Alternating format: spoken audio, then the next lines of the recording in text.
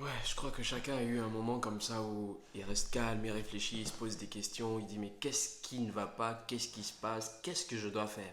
C'est une question que plusieurs personnes se posent, surtout les jeunes en ce moment, c'est assez complexe de voir tout ce qui se passe présentement. Combien de jeunes ont des besoins, des requêtes? Certains veulent monter une entreprise, certains veulent se marier, certains veulent faire plusieurs choses.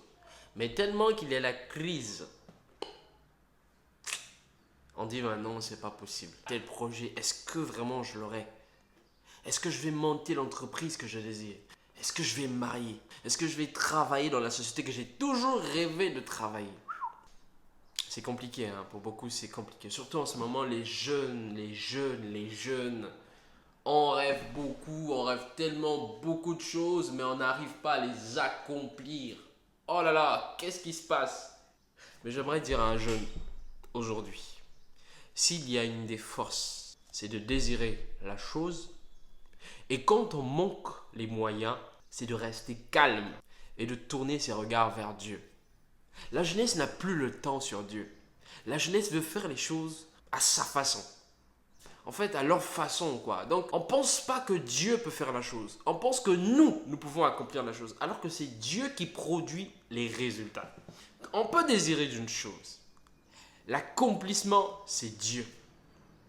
Les résultats, c'est Dieu. La Bible dit le vouloir et le faire.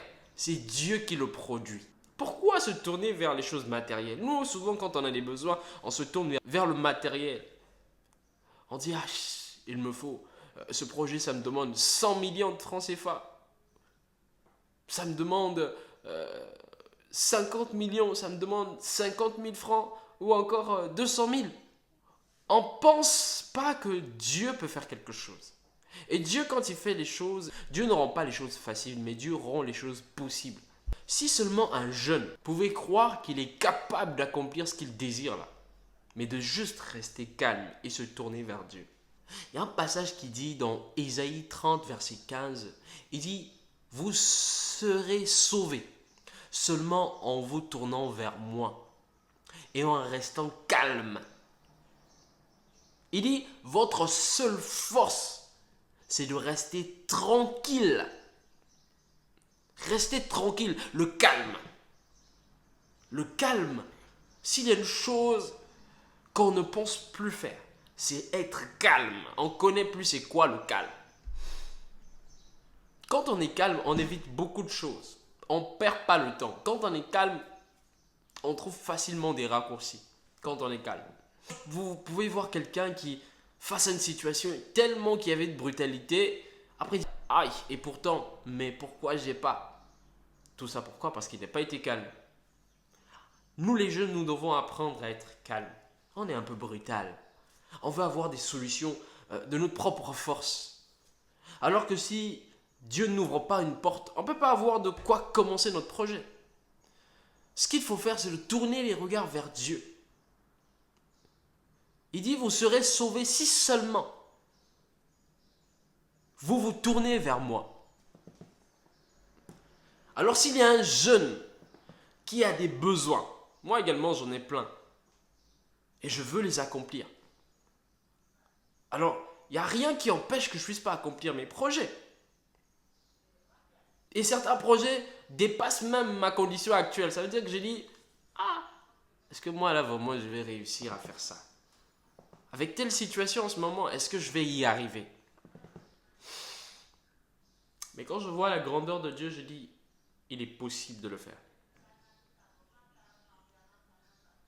Dieu nous encourage à tenir bon et à se tourner vers lui et à être calme. Et c'est là qu'il va accomplir des choses dans nos vies. Il va accomplir des grandes choses dans nos vies. Jeune que tu es, reste un instant calme. Ne panique pas. Ton âge est avancé, c'est vrai. Tu es encore chez tes parents, c'est vrai.